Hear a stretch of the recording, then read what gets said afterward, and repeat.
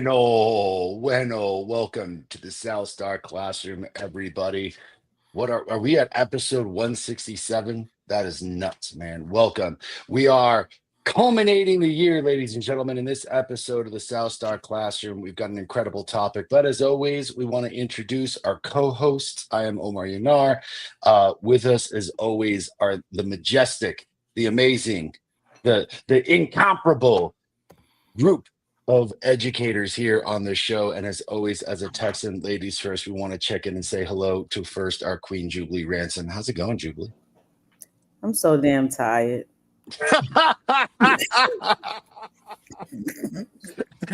The sentiment of the masses. It was a great day. I've been having a great time. I'm just tired. And after this show, I'm gonna go get some pasta. Some I don't know, some scampi or some zafferano or something. One time for carbs. Shout out to carbs. 2 times for carbs, 9 all the times for carbs. But yeah, I'm doing great. I feel quite rejuvenated, even though I'm tired. It's just been a long day. But I'm excited about the holidays and Christmas and being with my kids and just celebrating. It's been a heck of a year. So I'm really standing in gratitude and grateful to be here and to be able to embrace family, friends, loved ones, and get some well-needed rest over the next couple of weeks. So, right on. Good to hear from you. I feel like most people are in the sentiment of the holidays. We got the beard of knowledge with us, Mr. David Castillo. How you feeling, brother? I am good. I'm tired as well. Looking forward to some downtime. We are in the home stretch now. Home stretch on the home front with finals. So my son's taking his finals this week, helping him study for all that. And I know he's tired too. So they end the semester here this week. So it's a clean break. Come back in January for semester 2. And yeah, it's still, there was a tornado in California. Y'all heard a couple days ago. It was not in my part of California. What part of California was there a tornado? I did not hear about this. It was in Santa Cruz. Santa Cruz. Yeah. Where's Santa Cruz? Yeah, it's crazy. But down here, it's still, I think today we peaked out at like 80 degrees, and you would never know. You would never know. Damn. Yeah. Man, that's crazy. That is crazy. Tornadoes in California, man. I never thought I'd see the day. It was a tsunami warning too, wasn't it? Oh, we had that too. I think so. Yeah. I mean, on the West Coast, it would be tsunami. With the way, that's why you don't get hurricanes, but they can do a tsunami. But we got the real Dr. Charles Cole with us today, ladies and gentlemen. How you feeling, Doc? Man, I'm actually in excruciating pain. I had to go to Bill's neck of the woods. So remember, I had that. So there's a dental procedure. It's in parts. So we did the first part with the root canal, and then they had to do this cutting under the gum thing because I wanted to be conservative and good about it. So that was a whole different procedure. It hurts. It hurts a lot. The opioid crisis has made it so you can't have real pain meds. So this little Motrin 800 or whatever they got is this. My pain laughs at it, but I might have to put some gauze in, man. But I'm happy to be here. I think we all limping into the holiday season. I mean, things are great. I'm blessed, and I'm looking forward to this topic, man. I plan on having fun with this, and it's good to see everybody. And I hope we have some good, lively, spirited debate. Like I want that to happen. Like get the people what they want, man. Like I'm looking forward to it, especially on this topic. I'm ready for. I know Brooks. I read David Brooks, and I think it's interesting. I mean, I enjoy the give the people what they want, man. And I think what the people want is I just produce shows, man. I get the feedback. I get, it's all good. I love it because I didn't mean to cut you off, but I am excited about this huge topic. So it is a massive topic, man. Because of course, on the times that I host, I can't keep it simple, for God's sakes, man. I got to make it overly complicated. We'll get into that in a second. I just want to tell our audience, thank you for joining us for 167 episodes. Thank you for being with us. We love hearing from you. So continue to chime in, continue to give, healthy commentary.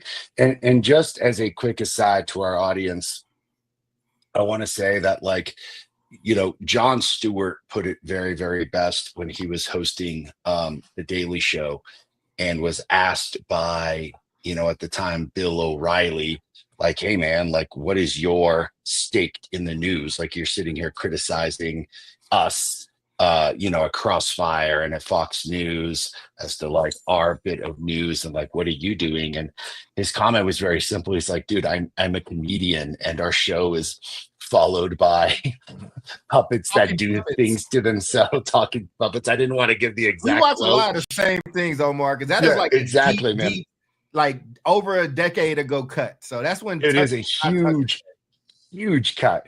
And I want to just remind our audience that while I would easily say that the four of us are experts on education, when we start diving into other topics, it's really to promote discussion. I don't think any of us are purporting ourselves to be experts on some of these topics that we engross ourselves into. It's really to create conversation, the spirit of debate, and then to have people think about something that they may not have thought about before. Because ironically, I was scanning through stuff on our last show, which was like a huge topic about healthcare, and it was pretty sensitive. And an old friend of mine just decided to, like, lambast the show and lambast the commentary. It was like, this is all emotional garbage, and what are you doing? I love it. And I loved it too, because I was like, hey man, A, thanks for watching. B, maybe you should call Oscar Wilde and ask him what the definition of irony is,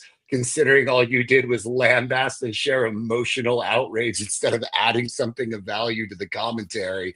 And I do ask that of our audience. Like, if you know better than us, dude, like, bring it into the comments, like, share with us afterwards. We'd love to learn with you because we are lifelong learners.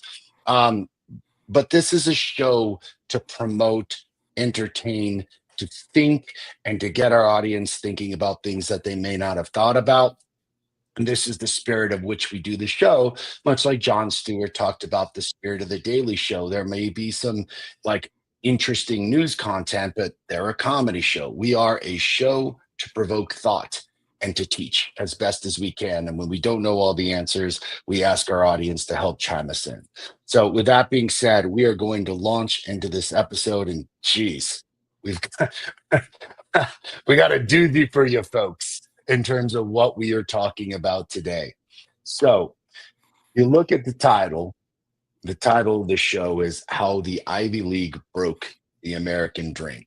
And you may be wondering, where the hell is this coming from? So I'm going to do the breakdown. And as always, we're going to get our incredible co-hosts to chime in.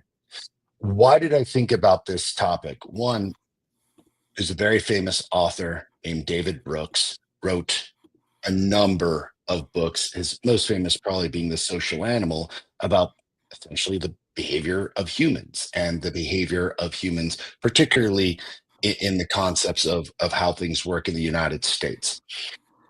After this election that we saw in 2024, we saw this very interesting divide and shift that we even talked about on the show, which was you had this enormous divide between those people who have a college education, vote for the Democratic Party, and those that did not vote for the Republican Party. And within that very radical divide, I think there was a lot of people blaming each other and fighting. On, the Republican side, well, this is what happens when the elites are in charge, which is a shocking sentiment, because I don't think that the Democratic Party has ever been labeled as the party of the elites. Certainly didn't start that way. I think with the reformation of the Democratic Party right around the time of, like, Woodrow Wilson, despite the fact that the guy was president of Princeton, so it would make some sense, and FDR, went to Harvard. But those cats were really about using the presidency as a vehicle to promote the greater good of the public, particularly the middle class. And since then, the Democratic Party has really been one of the working class. We saw a seismic shift in this past election where the Democratic Party became the party of the elites, those who were college educated, and the Republican Party basically saying, you have ruined the country. And then on the left, all these quote elites saying, well, if you were educated, you would know better. And it created an enormous blame game. So David Brooks wrote an article for The Atlantic talking about, well, where did this come from? Like, where did this idea of college elites come from? How did we even get into this process and this discussion? So to break it down simply, it's a fascinating article. I hope we share it with everybody online because it is truly an incredible piece of literature. The article is titled "How the Ivy League Broke America," and his thesis, right? Like his argument is, all right, check this out. See, back in the 1930s and the 1940s, the only people that got into these elite colleges were rich people. See, basically, if you were the son or daughter, you were going to somewhere like Radcliffe, the female version of Harvard, right? Or Barnard, which was the female version of Columbia, because at the time, those colleges were in fact segregated by gender. If you're rich and mostly men, you would get shuffled in to one of these Ivy League schools, right? The Harvards, the Princetons, the Yales. And it was just expected that this was part of your grooming. They would essentially pay for your way in. It wouldn't matter if you studied or not. It wouldn't matter what your grades were. It was basically a formality to go to one of these prestigious locations and then ultimately unfold as like a Harvard man or a Princeton man, and then take your place at, you know, a prestigious company. And in the 1950s and the 1960s, Harvard specifically decided to think about who they were letting into their colleges with an experiment. And they were saying, look, we're letting all these like rich kids in, and this isn't fair because I don't think that these people represent the most intelligent and effective people in America. What if we created a meritocracy program? What if we ran an experiment where we figured out a way to get the smartest kids in the country, arguably the world, to come to the Harvards and the Stanfords and the Yales and the Princetons? And yeah, definitively white, Toya. That's exactly right. Except for Soul Man, who is also white. That came up in conversation recently. But the idea was like, what if we developed a system to get these really smart kids into these colleges, and then we would have pooled together the smartest kids in the country, educated them at the highest levels of American university systems, and then disseminated them into the country. Like, wouldn't this be utopia? Wouldn't this be a better world? And bear in mind, you're talking about the 1950s and 60s, people coming back from World War II, people talking about the American dream, Kennedy talking about the space program and asking not what you can do, what your country can do for you, but what you can do for your country. So this was a time really of thinking about the country and the world in very different ways and changing paradigms. So they developed essentially the modern day meritocracy system of education. And it was based pretty much on IQ, how smart you were, on your SAT scores, how well you did, on your grades, how well did you do within this school system. And really, we are still living with that meritocracy system today. After now it has been, 70, 60 years, we are in this very interesting scenario where we just saw what happened in the election. We're in this scenario where they're finding out that a lot of these people that went to these schools, instead of becoming a public servant, like all four of us did, instead of getting into public service and getting into civic leadership, which basically means like your city government, your state government, your federal government, and working towards others, they all started going and working in their own self-interest, meaning like, screw leadership. I'm going to go make boatloads of money in finance. I'm going to go make boatloads of money in real estate. I'm going to make boatloads of money in tech and in consulting. And as a result, instead of this intelligentsia coming in and solving the critical problems of the country, they really kind of went in and started solving critical issues of their own self-indulgence and their self-interest. In addition to that, what they found is, well, this work, like, is IQ or SAT scores really an indication of the smartest people in the country? Because as we have grown as a nation, things like emotional intelligence, resilience, dexterity, adaptability are demonstrating significantly higher levels of what is essentially effectiveness, both in life and in the workplace, than some of these things that we thought about, like IQ and grades. So the system is essentially tumbling on itself, which is saying this old system of meritocracy, it doesn't work. And we ran a good experiment and it didn't work the way we wanted it to. We need something new where we're incorporating totally different value systems for effectiveness, which we've talked about on the show, to basically say, what if we started using different things? And that got me thinking about the conversations we've had for 167 shows about reforming education and what are things that we need to incorporate in education that are different than just taking a standardized test or getting good grades. So that is what this article talks about. And it gives us an opportunity to say, hey, man, like, we don't have all the answers, but we got a cool little magic wand that we could wave right now and say, okay, if we were to replace this current meritocracy system, what would we replace it with? But I just want to first pause, take a step, and give a moment for our cohorts just to kind of comment on the intensity of this article, and it basically saying, hey, man, what do you think about this meritocracy system? Has it worked? And as a result of the consequences, where are we at right now? So I'll leave it to our co-hosts.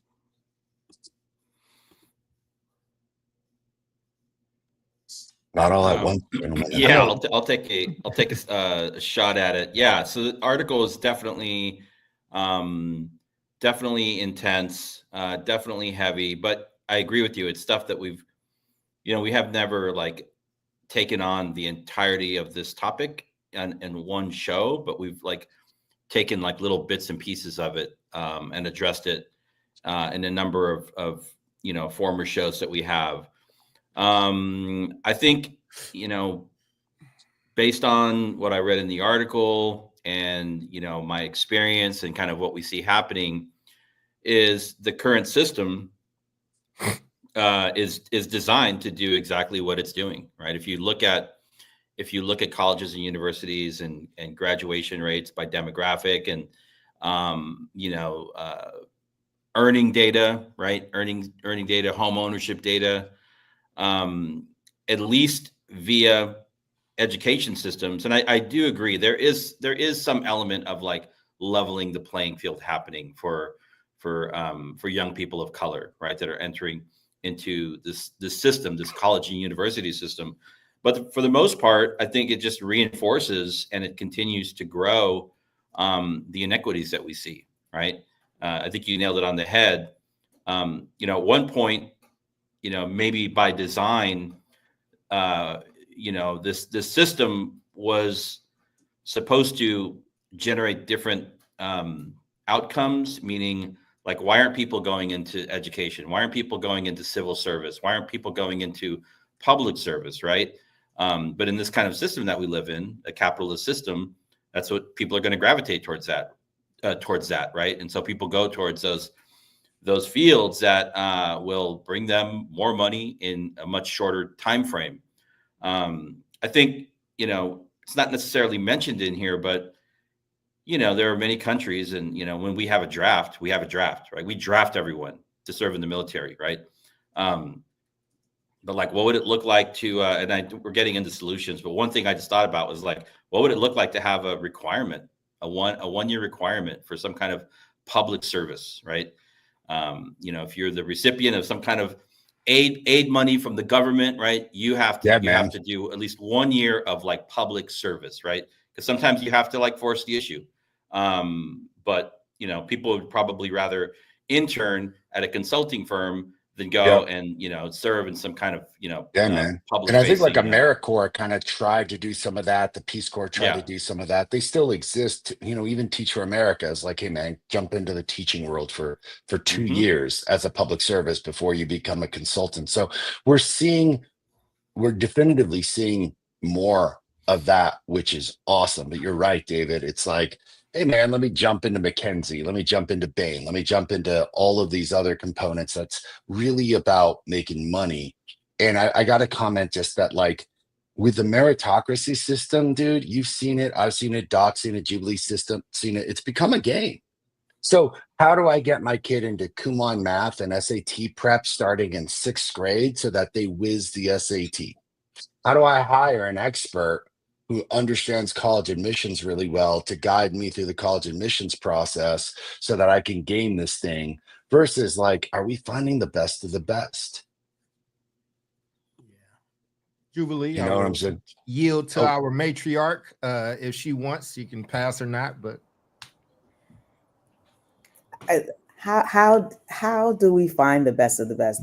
Who is the best of the best? Like, how are we defining like all of these things? That's what always gives me pause with all of these crises.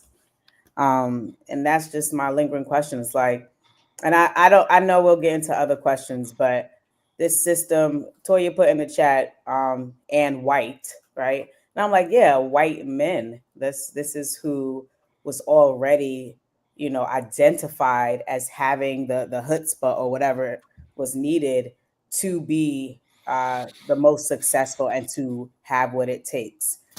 So it was not a system that was designed to accommodate the all, So that's my initial thought.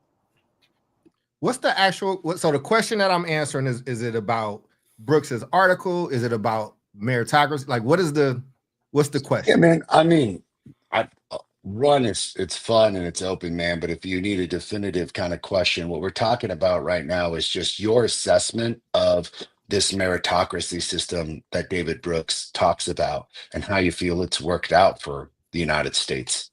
Yeah, I would just say this. I think, let's look at Harvard, right? I mean, you went to Harvard. I think he's kind of talking about Harvard a lot in here. Like, and for the record, Harvard is mostly women, mostly white women. I would say this. So one, David Brooks's article. I like Brooks. I think Brooks comes from an interesting place. Brooks also went to an elite college. He went to the University of Chicago, and he wrote, actually, this came after he wrote about when Chicago changed their meritocracy kind of practices, and he's waiting to see if that's going to pay off. I think, but I'm not going to front. Like, I'm not mad at somebody going to get bread. Like, if you going to go, if they're not going to do that at that school, a lot of people, they want to be able to do what they want. McKinsey's going to recruit from them. Google's going to recruit from them. Like, people are going to recruit from what is supposed to be the standard. I'm trying to think about this critically and not emotionally. I do think that there's a ton of flaws in a meritocracy, but I do think there needs to be I think it needs to be redefined, right? Like, how do you, so as opposed to maybe who has the most innate knowledge that's kind of based in like, a white structure or whatever. And I don't, whatever, but it's like, okay, how do you put in how hard somebody will work into that structure? How do you add that in, kind of piggybacking off of what Jubilee said? I do agree there, but I do think you need elite colleges too. I think that there's like something to be said that if this college is the best of the best, like, and it's supposed to produce this, if you're looking at a global standpoint, I think it could have more of our faces, but I do think that there's some work to be had. But I'm not, look, let's have some, I went to nothing but state schools. I went to Cal State Hayward and San Francisco State is where my master's and my doctorate is from. When people see that, like, they see the degree, but it's like, oh, it's a state school. You go to Harvard. When you see Harvard on a resume, when you see Harvard, people get access. And there's a ton of Harvard people or Ivy League people or Stanford people in education trust me. Trust me, right? Like they have these things where people do kind of go in and they do that.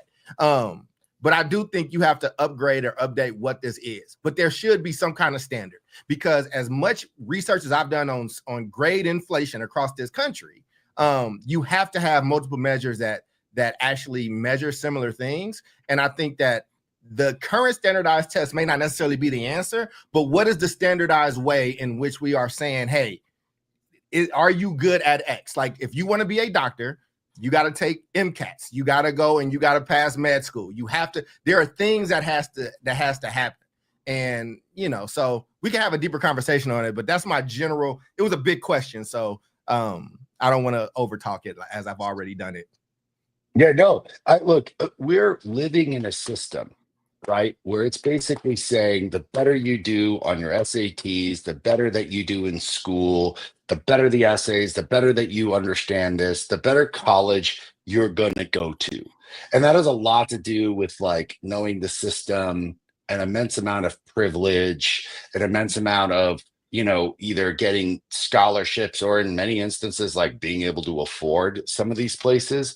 And you said it really well, Doc, where it's like, oh, hey, the connotation of someone who went to Stanford and Harvard is different than the connotation of someone who went to these schools. And I think what David Brooks is saying is that, like, that's fucked. Because all of a sudden, what we've done is created this thought train of, if you went to these schools, you're the best and brightest, and you're marginalizing everyone else. And not only that, but you're not even allowing for all these other forms of incredible intelligence and success to come into the fold. And like every single one of you is a perfect example of all those other intelligences, right? Like Doc, you've talked about 1,000 times on the show, like, hey man, like he was homeless. Hey man, like I had to struggle to get things through. Hey man, I had to take a bus to get from one school to the other in Oakland every single day. David went through, his tribulations, Jubilee went through hers. And I think it's wrong to simply say that you are the summation of where you went to school. I think your experiences speak infinitely more about how intelligent you are and your success rate. But as a country, we have said this was the system of meritocracy. You got to do well in these facets of grades and SATs, and this is an IQ, and that's a measure of how successful you're going to be. And therefore, we're going to use it as a system to get kids into the best colleges. That is still the system.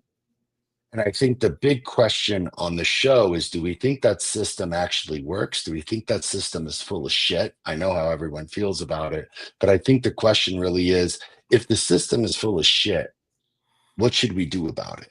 And how do we implement that into schools? That's really the big question of the show today. It's big. It's a big ass topic. But a lot of people did. I mean, let's I want to be a little fair, right? Like, and I'm not about to cape for an elite system that I don't necessarily get the benefit from, but I want to be critical about it. But I want to be critical about it, right? Because a lot of Ivy and elites did try to get rid of standardized tests. They did try to get rid of like the SAT. The SAT went away in a lot of places, and you know what happened? Fucking pandemonium. The drop in quality.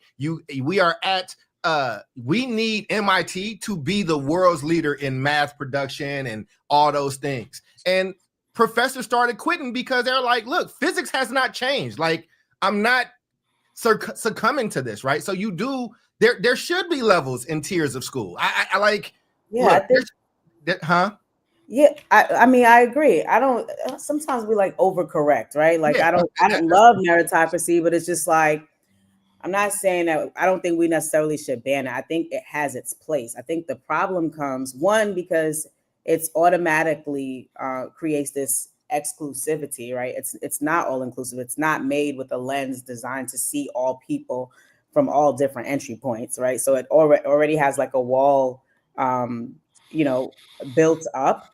And the problem for me becomes when it's the sole measure, right? Let's talk about like gifted and talented. I hate even saying it because I'm like, who's gifted and talented? Then what do they put in front of the children? An OSAT test, which we know already is biased. It's like, oh, we're going to test your to see your IQ, to see if you can like skip a grade and go into, and it's just like, Mhm. yeah, but if I take that same third grader who passed on that OSAT test for gifted and talented, and then gave them an end of year third grade test because they're so brilliant that they should have already mastered all this, and they flunk, then what? Is it a true measure, right, of what their capability is, right? And then I wrote down the definition. There's a couple of definitions, right? So I guess we probably need to decide which one we want to use, but meritocracy is the holding of power by people selected on the basis of their ability, right? Then there's the breakdown. The merio is meaning earns in the Latin breakdown, and cracy, the suffix meaning power or rule, right? So it's like earning power or rule through what, right? Is it ability? Are we saying that like how are we measuring that? Right? Is it ability? Because we're all born with ability, but we're not necessarily all born with the same levels of access. So it's like, what really is the entry point to even be eligible to experience the system of meritocracy? Yeah, I mean, what my quick take on this is the way that we have historically, measured, or colleges and universities and K-12 as well have measured what it defines as success is very narrow. We know that, right? And most of it is lives in the multiple buckets of different kinds of intelligence, cognitive intelligence, right? And so that's kind of that's where things like grades, essays, standardized test scores, SATs, all these things come into play. It's a very, very narrow cut around, evaluating somebody's whole being, right? It's incredibly narrow. There's so many other aspects or different forms of intelligence or other traits that we should be looking at measuring. And I think that's what this article is kind of suggesting. And it doesn't start, it can start in colleges and universities, because colleges and universities generally, they have the privilege of establishing criteria and benchmarks. And then the entire K-12 system has to kind of work to, align with that, right? And so, but in K-12, the kind of world which we live in, you are seeing like Omar, you partnered with the Big Picture Learning Organization. I've spent some time working in and around, my time as a Montessori head of school. We were part of the NGLC program, Next Generation Learning Challenge, where we actually got funded to explore different types of non-academic based assessments, right? Where we could start to measure things like executive functioning, right? I don't want to get into the technical pieces of it, but measuring different things that students a little bit measuring different things that students were doing outside of their ability to recite or process information, social emotional learning assessments, looking at collecting and recording data around the types of choices that young people were making, and having a kind of a profile of we can look at Omar's profile and we kind of know when Omar gets into conflict, he chooses these three tools to help him get out of a conflict, right? And then you can kind of start to build a profile, for you and see are you doing those things? Are you growing? Are you having less conflict? That's social emotional growth. We were very close to, we were measuring it. It was definitely in its early phase, but we realized, I think like this article calls out, that, the longer you spend time in a classroom, in a school, and as a parent, you realize, the ability for a young person to do rote memorization, right, remember particular facts about history, or do mathematical calculations without really understanding the big picture, right? Why am I doing this this type of math? Why does it matter? Well, what happened before, during, and after Mesopotamia? What's the big picture? How's it all connected? Right? We don't care about that. Like, we value the very narrow, like, do you know what happened? Do you know how to do this?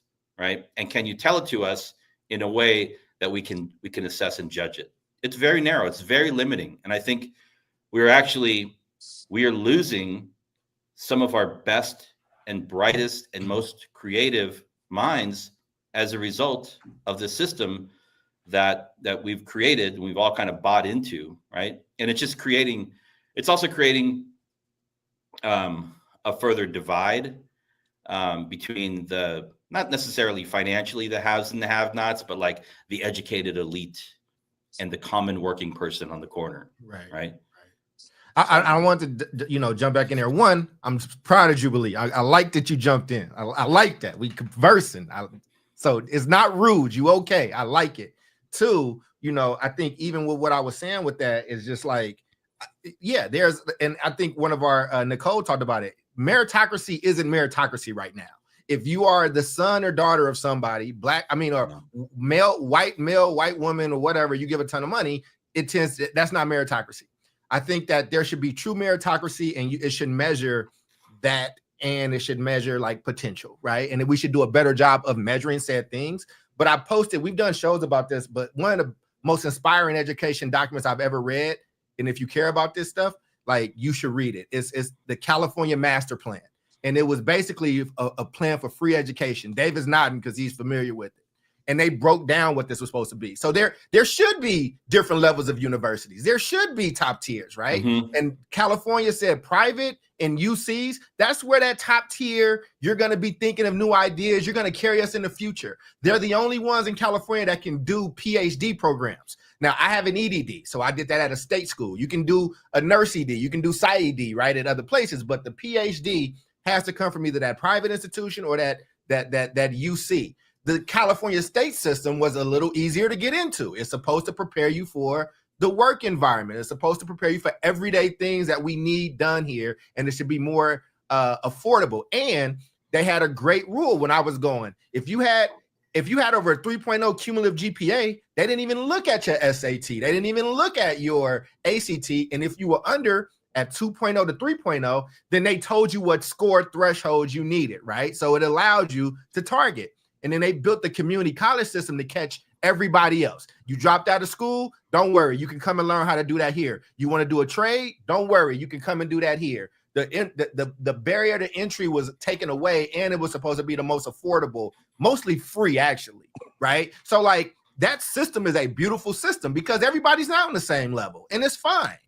Listen, we can have these talks around certain things, but if you're talking about, aerodynamics and putting me in a jet, I want the best of the best to be able to do that. Now, what we're talking about is like the injustice and unfairness of wrapping in monarchist type of like skills, benefits and calling it meritocracy. So I think that's where we actually agree. But I'm not going to complain that there are tiered systems. There's tiered systems and everything. Even if you try to solve for it, it will tier itself, right? So I think that's the thing to kind of catch. And I think but here's the thing though, Omar, like, I think it's super dope that you went to the Ivy. We mess with you about it or whatever the case is, but we need that. And it's a different level of education that you got there than what I got. It just is. It's a different expectation. I left my doctorate program like with a lot kind of left lustering, right? And I'm like, let me go and do this on my own.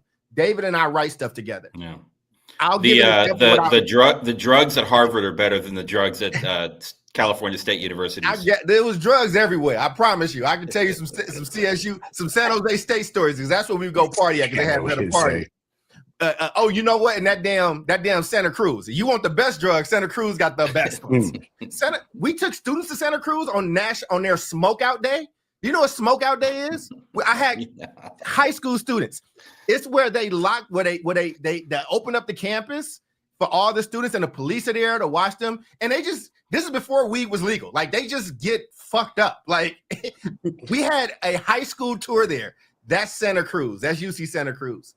But I was just making this. I just wanted to last real life point this last real life point to hit. Because so David and I are working on this project, and there's somebody that we work with, and they got great intentions, but you know, they want to move some things around. I'm like, listen, man, I am a dude that has a doctorate, but I got diamond earrings and like I have to, there are rules that I have to follow as a scholar because it's so much easier to dismiss me and my scholarship because of where I come from and what I look like, that if I did go to Harvard, I would have a little bit more leverage. I have to constantly prove that this thing is valid and validated, you know? So I'm not bitching about it. It's just part of the gig, but let's have the real conversation because the system ain't gonna just shift tomorrow. You know what I'm saying? Yeah. And I think the real question is around access, not ability. If we're like, if you want to level the playing field, then make sure everybody has the same level of access to all the resources and all the great teaching and all the great curriculum and all the great exposure and all the great mentorship and all the money and all. And when we get there, then we can have a conversation about the strengthening and the development of ability. Right? This is not about ability. I think we're all born with God-given gifts, talents, and just like a diamond is a coal, a lump of coal before it becomes a diamond.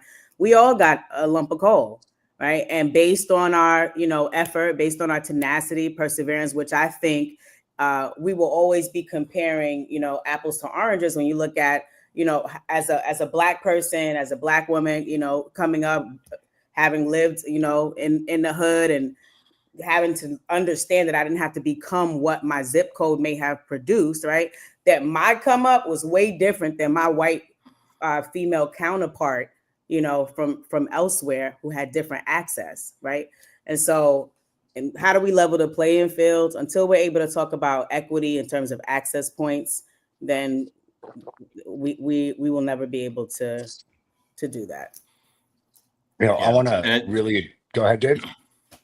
Again, I think, Jubilee just alluded to this, that the idea of access. And so again, when our system is so focused on this, on like evaluating people's worth and value to be able to enter and access a system like higher education, based on that very narrow cut, right? Measuring cognitive intelligence.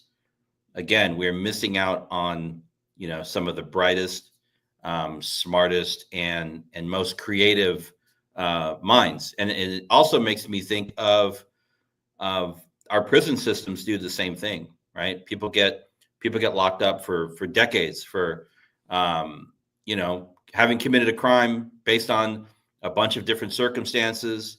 And then they get out and they're like labeled for the rest of their lives. And we don't really have any kind of a process to like reintegrate people that were formerly incarcerated, because we value them through this narrow cut, right? Like you committed a crime, you are a felon, and therefore like you're over there, right? Versus like you got a low SAT score, you tried to apply to our college with a 2.5 GPA, right? Your essay was substandard, and you didn't start volunteering until the 11th grade, right? So you're going over there, right? Mm-hmm. It's essentially it's tracking. It's just there are different forms of tracking people. And when you sit back and look at that data of who gets tracked where, we see the same trends that you see in like the hard standardized academic outcomes, so yeah. Look, blow it all up. I will say this. I don't know about blowing everything up, because on one end, I want to kind of give some credence to what Doc said. I want to mention what Nicole said, because Nicole really brought up a really cool idea about like, hey man, was this meritocracy system the creation of a monarchy? And I will say this, Nicole, like America is a monarchy.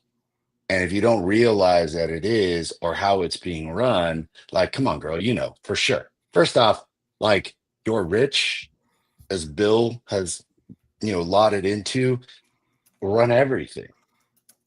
That is not, I mean, that's not a monarchy at all. That is like an oligarchy, right? Like, we live in a very sophisticated oligarchy where the rich absolutely can control what politicians are deciding on, because they're effectively paying for their reelection campaigns. This is the system that we're in.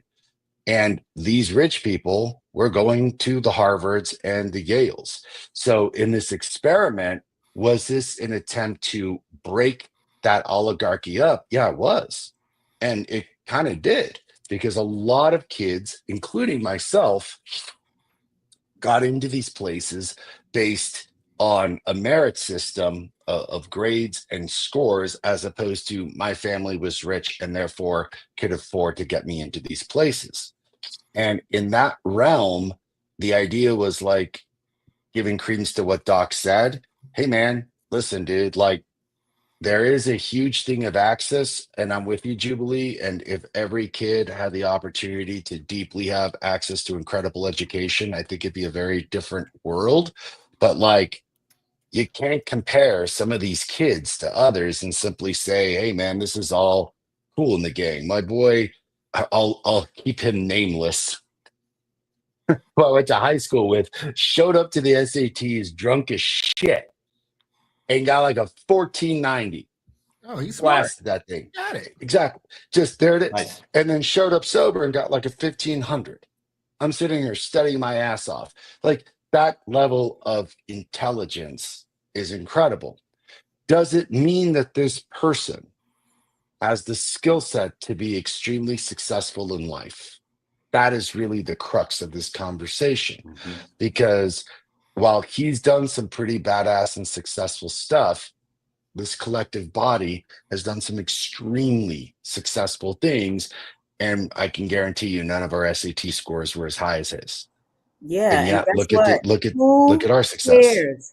Who cares? A lot of All people, the colleges, I would care. That's Jubilee. it. All Yeah, the But colleges that's not the care. be all end all, right? Like it don't have to be the end up be all end all, but like I But what work if hard our to show- show. measure. That's It's me. one, I ain't it's gonna one look at measure. That's it, somebody. but it's only I one don't measure. care. It's only one It's measure. one measure, and I'm not gonna be wild because somebody's like, "Oh my God, you got a 1400, If 1500." that's what you ask for, listen. If that's what you're at, if that's what that group is asking for, and they're saying Mhm. you got to prove this, and this is the thing. Mhm. That's why certain Mhm. parents spend everything they can and get Kumon and get that This is- stuff. But that's what if that's what you tell people what the rules are, you can't be mad that they rock. I'm not mad. I'm just saying that's not something. Now, is it something that hey, round of applause, great job. I'm just saying it's one measure, right? And and a ton of people with like 1600s don't get into And that it is- school. God And bless it is them. and it's a measure that has negotiate and massive get a impact. hostage? Can you get hostages returned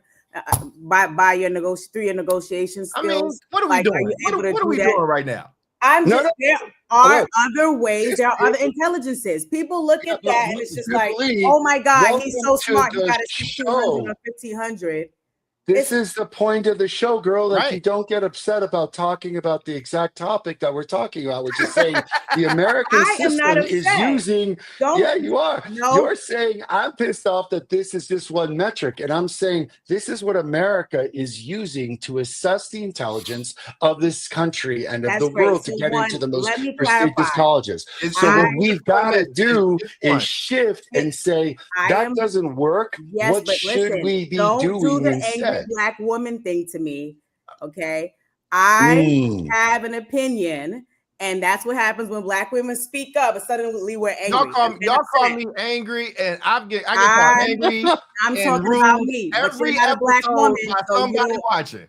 again, I'm a Okay. black woman. Oh, I'm speaking from that place. You don't have the same experience as me as a black woman in the world who elevates her voice and automatically gets pinned or pigeonholed into being angry black woman angry. No, I don't the get pigeonholed as passionate- being angry. I get pulled no. out. Omar of the car said with a gun. I'm angry that I was angry. That's what I'm saying. I'm not angry. I just don't have the same, passion around this whole 1600. I don't have. It's not as high on my radar in terms of what intelligence is and what it measures. I have a different philosophical belief about what intelligence is. I think that is one type of intelligence. Have you ever listened to Jacob, what's his name, Collier, that has perfect pitch and is able to play every single note and identify 3 chords at the same time, like minor and major notes? That is a form of intelligence. And that's And I beautiful. get it. If he's applying to Berkeley Music School, that's incredible. And my he can point. put and he can put, but he can put that on his resume, on his application for Harvard. He can put that on his because that's only one thing is what we agree with you. That is what I'm saying. That's what I'm saying. I'm saying that when you say somebody is smart because they have a high level on a SAT, I think they're probably a good test taker, and they had some strong instruction throughout their life. Right? I define smart and intelligence differently. That's what I'm saying. I have a philosophical difference of opinion it comes to that. So that is why. And we're about to close up, so I kind of want to shift the conversation. It just got good. What should be? No, man, because I want to continue into this. Start with this energy. I love starting with this energy, but that's the whole point of the damn show is to get into this, man. You can't start off at the highest decibel levels like this one Jacob guy. You got to start out chill and calm and then move the roller coaster up. That's entertainment, baby. People ain't got time, man. People got to bring that. Like, thank you, Nicole. Here's what I'm getting at. Nicole brought up a really good point about the monarchy. And I got to say this. If America has been ruled by the rich, and then this experiment was brought in to say, what if we brought in really intelligent people to kind of start replacing just the rich as decision makers in this country? And now what we're saying is, look, no matter what, Nicole, someone's going to rule this country and someone's going to rule this world. There ain't no other way around it. Like, I mean, I'd love to have a free-based communist society where everyone's not having estranged labor and shit. But like the way humans work is that there are those that will lead and there will those that will follow, and the leaders will always take it upon themselves to lead. The question is, will they lead in their own self-interest, or will they lead to help, the country and others become better? And in that conversation, there must be a replacement to say, if this meritocracy system that got set up is not fair, if we should be judging people's intelligence way more on a holistic range of things and not just an SAT, the question becomes, all right, what do we replace it with? Because this is the system that currently exists. And they tried to take it out again. And then they put it back in. There were people that agree with what Jubilee said, and they took it out. They took it out for some years, and they said, we don't have a standard measure to be able to. So it's like, my thing is this. I don't think there's nothing wrong with that, with what Jubilee said. I agree with that. My thing is, if we so smart, even since No Child Left Behind and they was talking about standardized tests and how much they hated Bush, cool. Make a new one. Make one that's not biased. Make one that does measure these other things. But they have done a better job. And I will say, it's like there's a system. It's like one is academics, one is your community service, one is like how hard you work, one is this, one is that. Like it's a whole thing that goes into the pot. That's why the Asian people sued, because they thought black people was getting all their spots, which they weren't. But it's like, y'all took these standards away, and now you're just kind of picking people kind of willy-nilly or whatever. Like, my heart don't necessarily go out for them like that. You get me? But they excel in that kind of assessment. You said what? I said because they excel in those kinds of assessments. I can't be mad at somebody excelling in the assessment. I'm not mad at it either. Let me just finish what I'm saying. I can't get mad at you excelling in that type of assessment when I told you this is what I'm judging you on. When they got here, since their kid was in kindergarten, they said, these are the things that matter. This is what matters. And again, I'm black. Like, you feel me? So like when it's like, y'all anger is targeted at the wrong people. You should be mad at these legacy people getting in more so than a few black people or brown people or whatever getting in, right? Or in Malcolm Gladwell's new book, the way that they build these other programs, and Harvard was mentioned again, they build expensive sports programs that only certain people can take advantage of. So the tennis team has X amount of people. Well, the white girl on the tennis team don't have to be smart or nothing because she's really, really good at tennis. Here's the thing. The whatever we say, whatever good, pure idea we say, there's gonna be unintended consequences. That sports loop, that club loop, that was to help people that didn't have all those things, but they excelled in these other places. And then they found a way to rig that. So it's like, I think calling a thing the thing, and I actually think the four of us are actually really agreeing. My call to action is saying, David Brooks, you smart as shit, and this is a great article that's going to get clicks from the people that already like you, and they're going to fuck with you anyway. Why don't you really shake it up and actually build something that's actually better, and let's try it out. And guess what? It might fail. it might feel like this other thing did. But if we don't start introducing new ideas and new ways of doing things, then we just gonna keep complaining about it. And it's just and people gonna like they're gonna pay us a mind, and then they just gonna go back to doing what they were doing.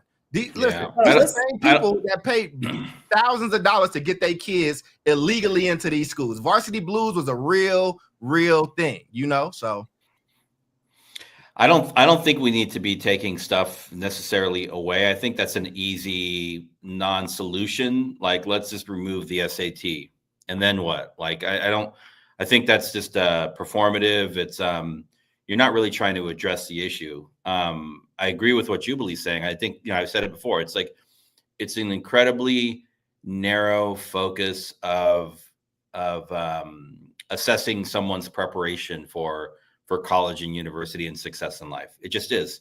But it's what we use. And I don't think we should get rid of it. But what I do think we should do instead is use other things. Like we're talking about, you know, redefining this thing that we call merit, right? And so I think academic assessments definitely have a place, but I think we should also look at more holistic assessments. This is like a field that's, you know, right now it's like it's happening, right? There are new types of assessments to measure all the other kind of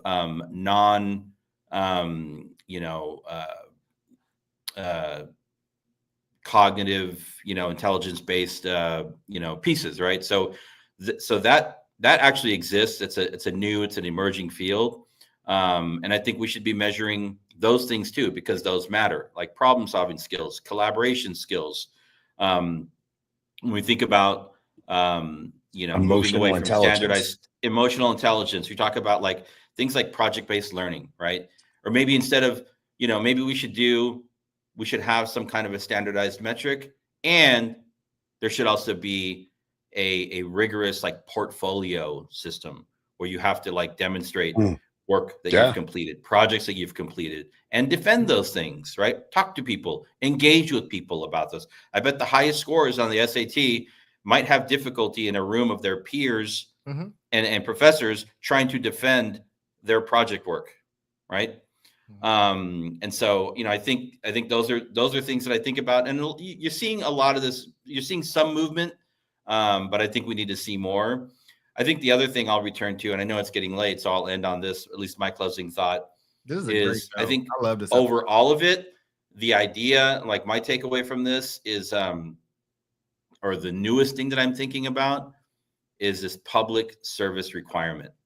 Right. Public service requirement. Like, how can we move back to a national public service requirement for, I mean, high school graduates, right? And college too, especially if you get government money, right? You should have to spend time working in some kind of public service capacity, because it helps you to expose you to something maybe you didn't know about before. And it helps society, right? It helps society. It's good for the public, right? And so kind of scattered my closing thoughts, but that's where I'm at. This is a very big topic. I like it. We bit off as much as we could. I know it's a huge topic. I mean, it could be a part two. Yeah. I mean, we didn't even get to the question. Yeah. There were really good questions that he had. Yep. So thank you for putting this together, Omar. No worries, man. We'll get to those questions. Yeah. Yeah. You want to lead us in the final thoughts, or you got it, bro? Sure, man. Yeah, I'll quickly jump in, and then you guys take us home. I think Bill said something that I want to end the show with and bring to mind. And I'm with you, Bill. Like, I understand like education is to be an academic pursuit, but I would challenge your statement on social emotional learning if it's done well. Because like, you know, Roderick said, hey man, like this has gotta be implemented with fidelity. And like, I'm with you, brother. Like, the problem is the fidelity of how some of these programs are implemented. And what I mean by that is, Bill, every job, and Doc said this, is a customer service job. Dr. Charles Cole said every job is a customer service job. And what he meant by that is that, like, we are not machines that just work with machines. We are people that must work with people. And yes, it's really important that I have literacy skills. It's really important that I have math skills. But if I'm trying to compel a group of people to do good, that is going to take a totally different skill set than my ability to read well and to do math well or to score a fucking SAT score that's high, to agree with Jubilee. I've got to be able to understand the temperature in the room, how to communicate effectively with people, how to understand how to motivate someone to do something. And if someone's like, their motivation is their job and their money, man, look, I'm with you. I'm Gen X, but that didn't work. It didn't work, man. That's why the system's falling apart in itself. There are different levels of intelligence that must be incorporated into understanding how we can work as a collective towards something better versus working individually towards the betterment of only oneself. And that is a skill set I'd love to see encouraged in our schools. And like, look, man, like, I may not be the expert on much, but I'm definitively a fucking expert on that because that's what we're doing in our schools, and it's having an incredibly positive effect. So, in my statement, Bill, it can't just be about the academics anymore. We have got to figure out a very solid way of helping to teach kids and expose kids, not to just some mamby-pamby, how do we feel all the time. I get it. That's not done with fidelity, but real skill sets of how do I feel? How do I understand my feelings in a way that is constructive towards this group? How do I stand up for myself? And then how do I use that to work with others to do something that we couldn't have done alone? You do that, and you match that with David's public service system, maybe we get to a place where we're focusing on improving our lives as a collective versus just improving our lives as individuals. Who's next? When you hosting, oh, you got to be like, all right, you on deck, you up. Oh yeah, man. All right, man. Well, I always let ladies in, man, because I'm gentlemen and shit. Doc, you up, and then Jubilee should close us out. All right, cool. You said David's up? No, I man, already just what, man? You're up. Oh, got you. I didn't know that was your final thought. I thought that was leading into. Oh yeah, man. I gotta wrap my shit up. One, I love this show. I love this type of show because these things require this type of passion, and it requires smart people and a group of smart people that honestly really get along and love each other and look out for each other. We might give each other shit, but we actually do care about each other. If we can have the tough conversations, then your university should, your education leaders should. The people that get paid to do this shit should not go in there being so friendly. They should go and fix this stuff. And I'm not, I think this, man. I would say this to the Ivies, the state schools, and everybody. All of y'all are slacking because college ain't what college used to be. And if you want to really talk about it, make universities great again, bro. Like, bring back rigor. Bring back, like, stop changing text because everybody's uncomfortable. Stop trying to placate to everybody's fucking feelings. Like, physics is physics, and it don't care. It doesn't matter. And I'll say this, when I work with young people or my families or even as a social worker, I've never allowed the term fair to be used because the world is not fair. Like, while it's not fair that somebody can excel in SAT and I can take as many classes and never get over the 1100 or whatever, it also ain't fair that, like, my grandmother never had any of the opportunities that I need to have. So you know what? It sucks that I had to write this sad ass letter about my life and make people feel bad, but she never made more than $25,000 a year in her life. And I've been able to get, I don't need fair. I just need a chance. Get me in the door. If it's a state school, I'm going to get in that thing. And if they close the front, I'm going through the back. And I think that's where it's like the world owes you nothing. And that's just how I have to move through life. I'm not mad if people advocate that the world owes me something, but I have to have the mindset for myself in order to build what I need to build, in order to get out them shelters, in order to do what I need to do for my community and my people and the people that I love. I got to think that the world don't owe me shit. And the only way I'm going to get it is by outworking everybody else. And sometimes that requires me to work 3 or 4 times harder, which I'm happy to do, because if I have kids or if I marry somebody with kids, I guess who's going to have it a lot easier? Those kids, right? And so I think that we got to continue this conversation, and we got to put pressure on those people that get paid way more money to have these discussions, to have the fucking discussion. Stop playing nice, and what's going to get us back on track in ways that you satisfy a bunch of different things. That would be my piece. Yeah, man, you should have this big banner that says "The world is yours," like Scarface had. I mean, but that's the type of shit I've always been on. I couldn't have started a company thinking any other way. I would have failed if I went in feeling owed something. my quality wouldn't have been good. Like, I got to be an asshole in those negotiations. David sees it. I have to be a dick in some of these meetings where it's like, nah, man, I'm not compromising that, because my scholarship and what I do after this, it matters if I change this because you wanted that change, and it's all love. But anyway, our matriarch will take us out. We do love you, and I do apologize if you felt that we targeted and put anger on you when it wasn't there. Even though you put emotionless, heartless on me every single episode. But continue. You know, I thought that was gonna be just a nice, authentic. I thought he was gonna stop. Yeah. You see how he does, right? It's fine. I mean, listen, I don't have that much to add. Like, I love you, Jubilee Ransom. I love you, Jubilee Ransom. I love you. I will hurt somebody in real life for you. I will truly hurt somebody for you. I will protect you with my life, and I mean that. That's right, man. Merry Christmas, everybody. If I can't call you mad, don't call me emotionless. I haven't called you emotionless for weeks. I'm working on it. I'm working on it over there. You say she ain't called me emotionless for weeks. It's because she was gone last week. That's the only reason. We're gonna. And I also said that the emotional intelligence has increased since I joined the show. I love a survey. It's just how you show you love me. Continue. I absolutely. No, that's facts. That's facts. Listen, I know we're over time. I believe in hard work.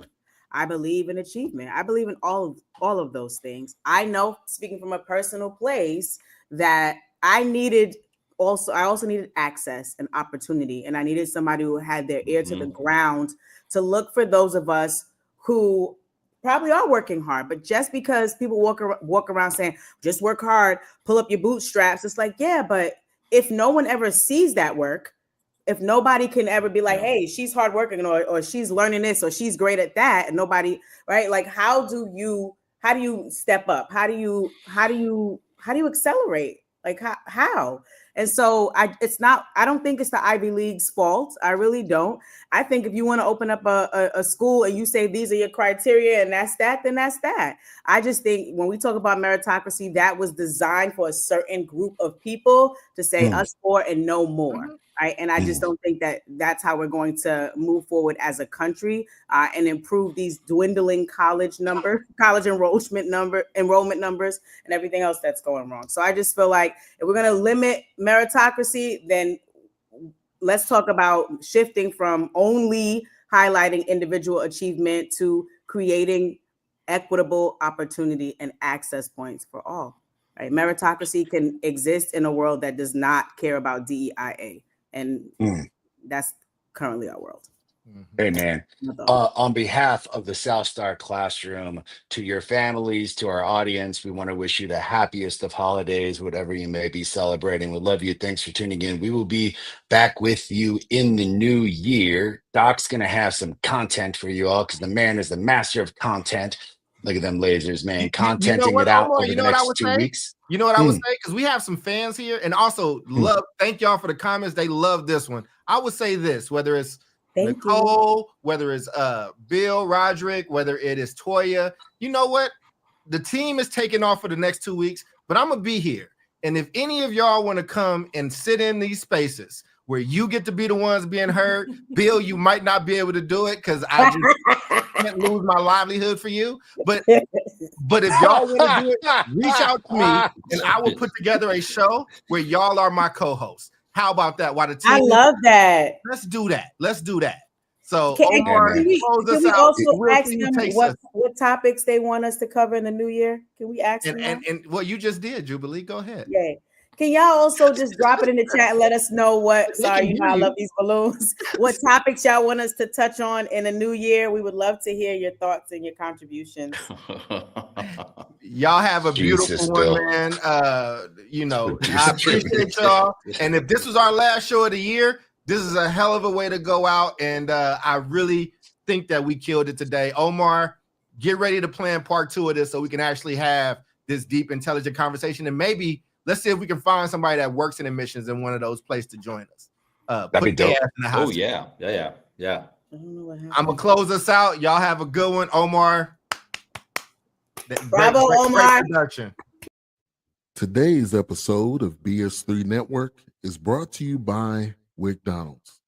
McDonald's is going to WickDonald's and creating a universe for longtime fans of both McDonald's and anime. I love sauce on my McNuggets and can't wait to try the savory chili McDonald's sauce. It's savory, chili, and bold. For decades, across various episodes and genres, McDonald's has shown up in the anime world and most commonly called WickDonald's. McDonald's will be bringing the WickDonald's world to life with episodic shorts and manga comics. For a limited time, anime fans will have the opportunity to experience their favorite fictional restaurant. You have until March 25th to try the new savory chili McDonald's sauce with your 10-piece chicken nuggets.